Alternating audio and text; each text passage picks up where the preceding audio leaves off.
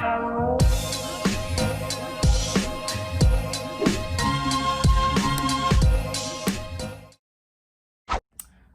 so I decided to do like a little impromptu, I guess like a reading vlog or whatever. So I'm reading Grown, and so far how far am I into this book? I'm like 73 pages in.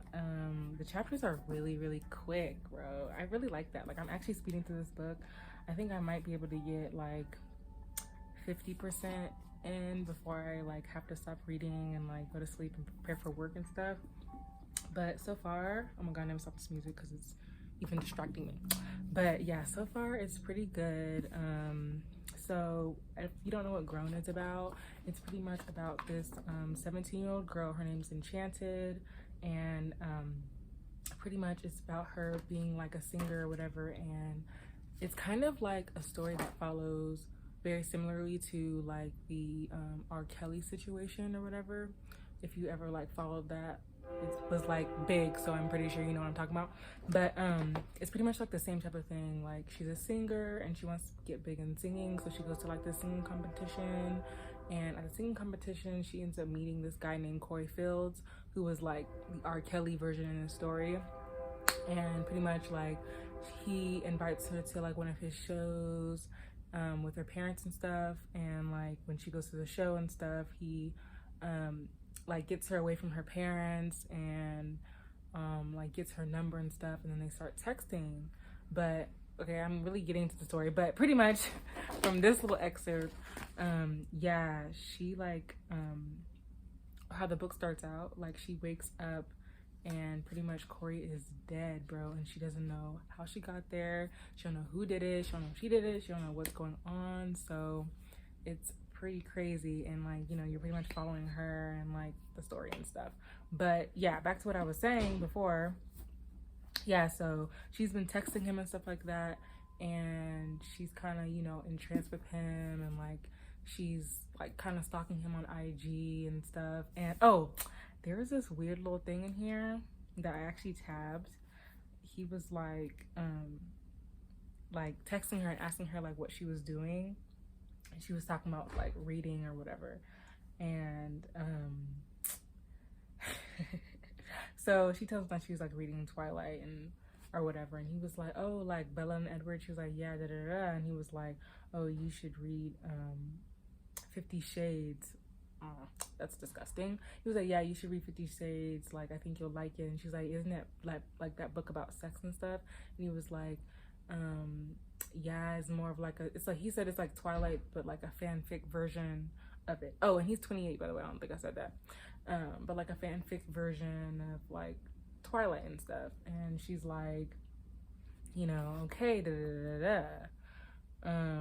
I don't know if y'all know about how I don't know if y'all know about how R. Kelly can't read. Like in real life, R. Kelly really cannot read, bro. So there was like a part in here. I don't know if like Tiffany D Jackson put this in here, like to low-key throw shade, but like when he was talking to her about like the Twilight shit or whatever, he was like Bella and Edward or whatever, and she was like, yep. Or he was like Bella and Edward, right? And she was like, yep. And then he was like, I read that. And then she's like, really? With all the question marks, all these question marks. And he's like, yeah, why all the question marks? You don't think I can read? And she was like, no, of course you can read, but you seem busy. But that shit had me cracking up because I was like, it's just so funny because in real life R. Kelly can't read. But anyways, yeah, so that shit was funny. But so far, like I said, I've been liking it. But yeah, I'm gonna hop back into reading.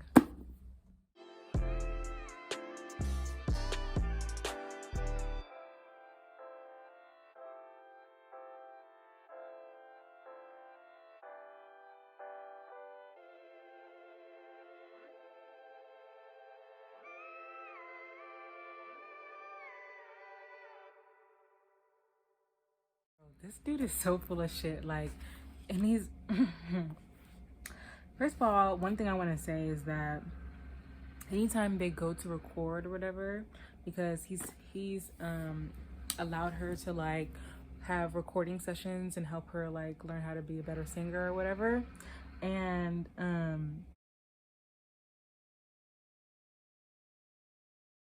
you know, whenever they go to record, first of all, I'm getting even ahead of myself. My first issue with this is that it don't take nothing for him to bring up something sexual. It don't take nothing for him. This man can't wait no 2 seconds to bring up something sexual. Talking about, oh, we need to talk about making love so we can make a song together. That's first. It's been red flags, but that's like, girl, what is like, I don't know who this is, secretary, assistant, I don't know. This woman named Jessica, anytime she comes in to try to let them know that one of her parents are, you know, at the studio to pick her up, they always mention how she's scared or concerned or fearful. Yeah, that's a problem. And two, so in this little recording studio session or whatever, her dad comes and Corey has the nerve to get mad at her. He was like, "You lied to me. I thought we had more time. You said we had 2 hours."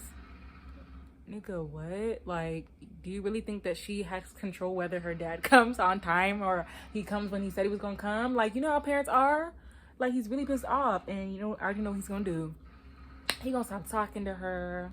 She gonna try to do everything she can to make things better. And then when they hang out the next time, she gonna do everything she can to tell her parents to not come early. Like, it's even so manipulative. It's so freaking predictable. Like, shit like that really pisses me off. Like, granny time, I'm gonna be so freaking irritated throughout this book. Like, the book is good, but this dude is irritating the hell out of me. Guys, I've made it to part 2. And I just finished part 1. Let me pause this music. Like, I really do feel for Enchanted. Like, I really do. Like, part of me can like relate. Like, I remember being, well, she's in high school, but I remember being in middle school, you know, lusting after the older dudes, you know, well, not really, but like, you know, like a teacher that was fine or something, like stuff like that, like little shit like that. Like, I think most, you know, kids do that, you know what I'm saying? But at the end of the day, like, it's the adult's job to not take that shit any farther, you know what I mean? So I really feel for her, and like, I know she really wants to do this and stuff, but like, the girl's talking about being in love, and God, it's just I sometimes I even wonder like how I was in high school, because you know, I just don't feel like I would have made the same choices she had. Like, I don't know, I'm not in her shoes, so I can't exactly say what choices I would have made, but I feel like I would have been more like her friend Gab, that's kind of just like, girl, no, he's this old man, excuse me, this shit is manipulative, like, it's not a good idea. And now pretty much Corey has like pretty much coerced like the parents into letting her like go on this freaking tour with him. And this Jessica woman, I thought she was good people's, but I guess not, because she's talking about I can be her legal guardian during the tour. I'm like, sis, you already know he's not good people. Like, why would you say that? Like, no one's gonna you know, fire you. I mean, well, actually, maybe they, oh my God, why is Alexa talking right now? But no one's going to, you know, fire you, or maybe she will get fired, but sis, it's better than allowing this man to emotionally and physically manipulate this girl, you know what I'm saying? But anyways, yeah, so she's pretty much like begging her parents to let her go, so we already know that she's gonna end up going, obviously, but I just wanted to check in before I hop into part 2, you guys. I'm like excited, but I'm also like worried. Oh.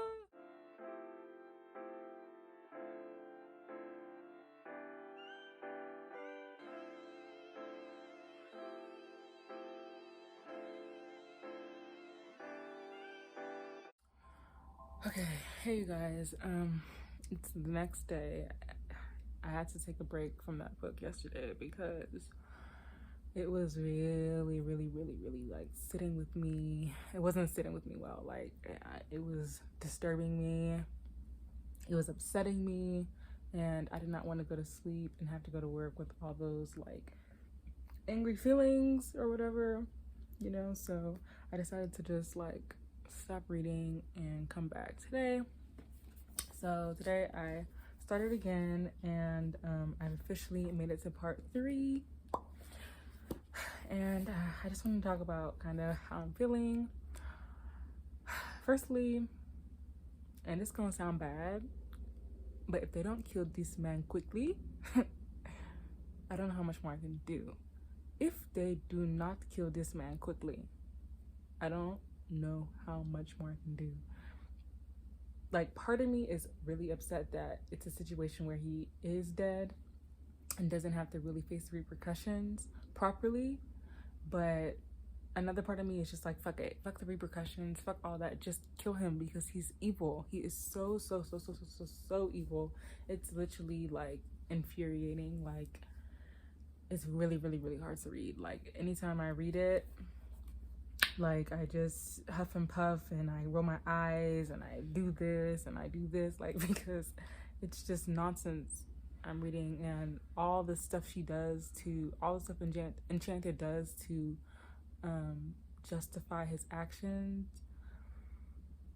I'm just like, sweetie, like, oh, it's just like, it's just so bad. Honestly, it's so bad. Like, and it's gone so far, you know, to the point where it's just like, okay, you know, I'm finished. I'm done. It needs to wrap up, and it needs, like I said, it needs to be time for him to be dead. But anyways, I'm gonna hop back into part 3. I'm on page 231, so I'll hop back on here, and I guess I'm a little bit of ways away from finishing, so alrighty. Okay, I have to hop back on here to say this.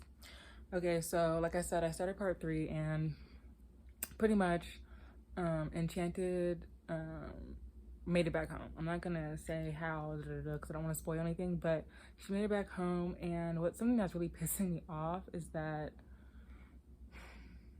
I don't understand why they would still be trying to like push Enchanted in her singing dreams. Like, I understand she wants to be a singer, I do get that, but this guy named Louis, who has connections or whatever to the industry, is talking, like, came to her parents' house and was telling the parents that the best way to get back at Corey is to get her like pretty much famous, and it will be Enchanted's word against Corey's, because if they just go as she is now, a nobody, then it'll just be another girl and she'll be blackballed from the industry, da da da da. And I'm just like, where are the priorities? Where are the real priorities at this point? Because I could give a shit about the music. You know what I'm saying? I could give a shit about the singing. I'm not saying that her dream should be over, you know, for actions that Corey made, you know, or for the actions Corey made against her and stuff like that. But I just don't feel like that's something to really be focusing on. Like, I just feel like since she's been back home, things have just been like a bit weird. You know, I thought things would be, I don't know, a bit better, but I don't know how it's gonna play out. I just had to come hop back on and say that, because I don't know, I just find it odd that like they're still pushing this music thing right now. Then I don't know, I guess, you know, maybe they are right. Maybe she should get famous first and then do the pressing of the charges and stuff. But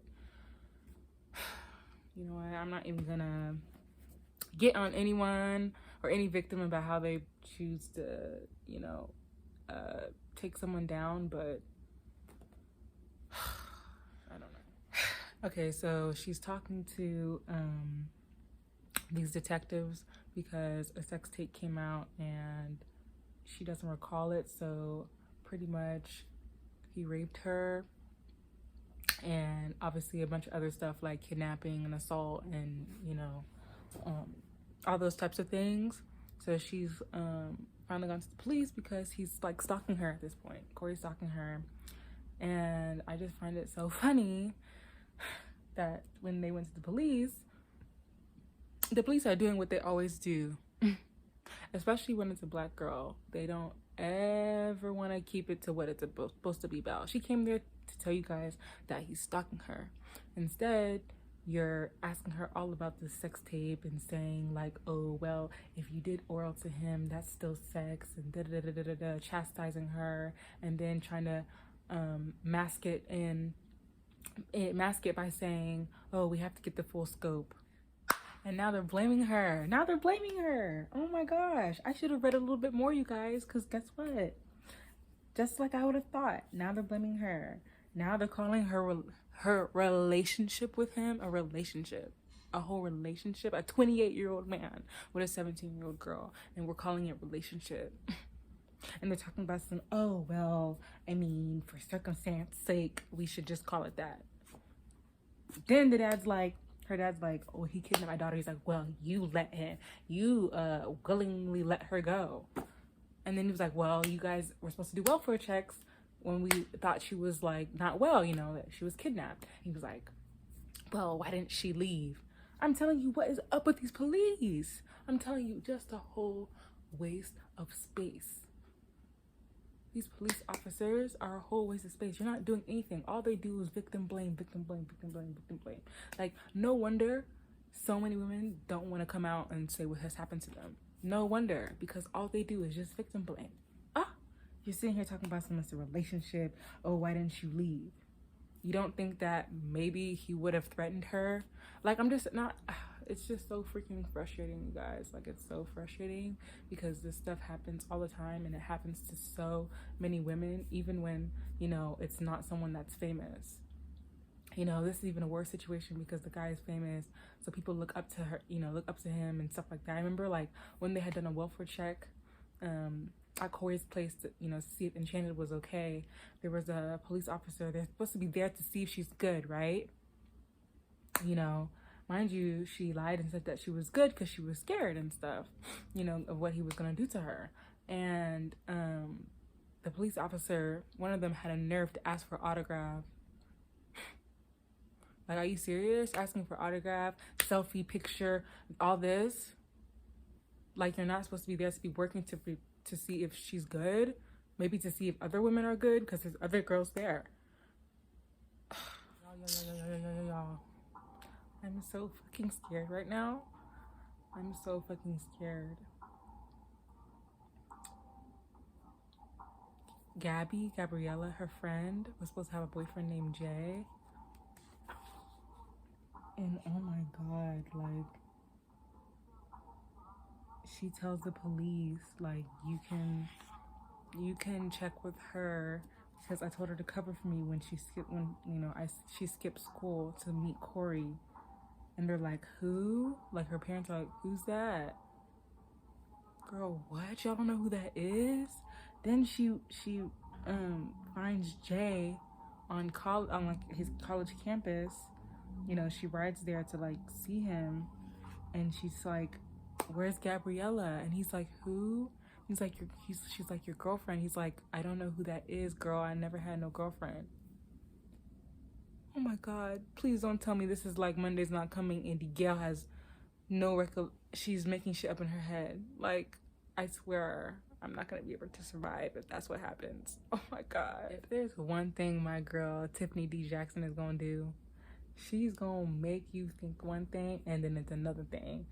This whole time I'm thinking Gab is her friend, she's chatting to the girl.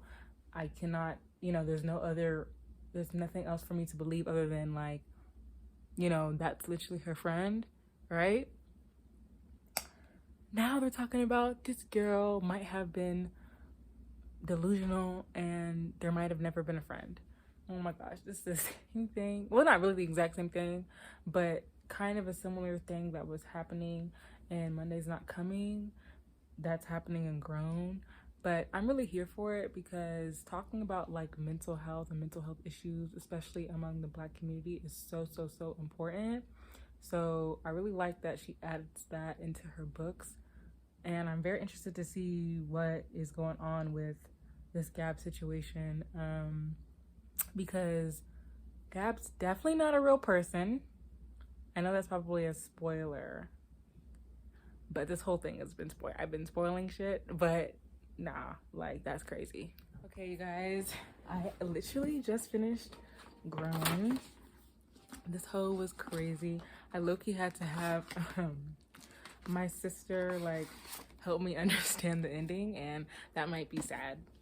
But there's a lot of shit that happened in here, and y'all, I was confused. Okay, I'm gonna turn this music off. So, okay. Whew, I'm sorry, you guys. It's just, you know, once you finish a book and it's crazy, you're like, what? I don't really want to spoil the ending or spoil the plot twist, because the plot twist literally is unveiled like the last page or the last chapter of this book, but literally like the last page. And it was freaking wild. This book was pretty damn good. At first I was like, I was about to give it 4 stars because I don't know, I felt as though the situation with her friend, like the Gab situation, was not making sense to me. Like, you know, I was telling you guys in earlier clips that like her friends and her family and like the detectives were making it seem like her friend Gab wasn't a real person, and she was like making the girl up in her head. But you know, it turned out that Gab was a real person. This is a spoiler, but it turns out her friend Gab is a real person, but she was like using a different name. Like with everybody else, she was telling them that her name was Olivia, and then to Enchanted, she only told her that her name was Gab. But it's like, if that's your friend, wouldn't she know that your name is Olivia? Like at some point she would like know that your first name is really Olivia, right? But I don't know, I guess not. So I felt like that part was a little bit weird. But besides all of that, I feel like the book was you know, really good. It was very, very similar to like I said before, the case following R. Kelly. A lot of the events that happened in the R. Kelly case happened in this book. You know, how he treated the women, how there was multiple women, how he ended up having a wife that no one knew about, and you know, how he would torture them and things like that. That all took place in here. And there was like an anonymous group of like a bunch of different women and stuff like that that had came out in support of Enchanted when she was being accused of having killed Corey and stuff. And kind of near the end, it delves into a conversation about how you know, Enchanted had multiple times told these detectives like, you know, that she didn't kill Corey and stuff like that. And they kept on trying to say like, oh well, you know, she did stay with him, no one forced her, this is not, kind of making it seem as though like, you know, like the title says, like she's a grown individual, when in actual reality she is you know, a child, you know what I'm saying? And she was just following what he was saying, you know, listening to what he was telling her to do, because she felt like there would be consequences. And you know, he was threatening her family, he was threatening her siblings, a bunch of different stuff, being very, very manipulative, and she did not know what to believe, you know what I mean? And I feel like a lot of there was so much trauma that she experienced that it messed with her mentally, and she couldn't, you know, she couldn't really decipher what was real and fake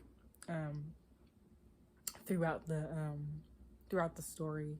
And you witness that multiple times, where she's trying to sit back and be like, wait, is this real or is this fake, or am I tripping, you know what I'm saying? And it's hard because she also still has this attachment to Corey, because, you know, in her mind she, you know, really did love him and stuff like that, even though the love he was saying he had for her was pretty much fake and, you know, manipulative, and pretty much saying he was just telling her stuff, excuse me, in order to get her to do what he wanted, pretty much. Another scene that I actually liked in here is that they talked to Gab, whatever, her friend and stuff, and while they were, you know, delving into that thing about her name, that little discrepancy that didn't make sense to me, Gab talked about how it doesn't make sense how Enchanted had told them, you know, what happened to her, while she was with Corey, and how they were still trying to flip it and blame her and stuff like that. And Gab was talking about how it's so interesting that when black girls and black women come to the police and tell them what's happened to them, you know, it's always trying to say like, oh, you're grown, you're a grown individual, you wanted it, like, you know, pretty much victim blaming them and looking shaming them and stuff like that. And she was like, if it was me, who was a white passing Latina, that came and told you guys Corey did this and that to me, you guys would have been had him in, you guys would have been turned him in. And, you know, another thing that I wanted to say that it adds on to this is that you know, it's just really, really pitiful the amount folks will go to cover up for like grown individual. I won't even just say men, like grown individuals. Jessica and Richie, I think Richie was like a manager of some sort, or Jessica was a manager, I don't know. They were close proximity to Corey, like his right hand man and woman or whatever. I think it's just absolutely pitiful how they were able to stand by Corey and watch him do what he did to these girls, and, you know, didn't give a flying fuck. You know what I'm saying? They didn't care. They didn't want to help them. They didn't want to, you know, they just really just sat there and let these girls be abused. And when they wanted to come forward, you know, pretty much blackmailed them into like taking plea bargains and taking money and compensation and stuff like that. And it's absolutely trash, and that happens all the time. But yeah, I definitely think that this was like a really good